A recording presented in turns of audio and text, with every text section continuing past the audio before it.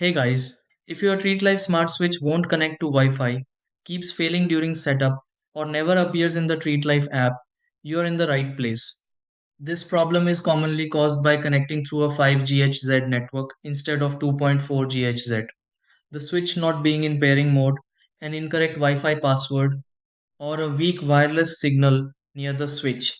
In some cases, the setup may also fail because the app is outdated or the switch needs to be reset before it can join your home network.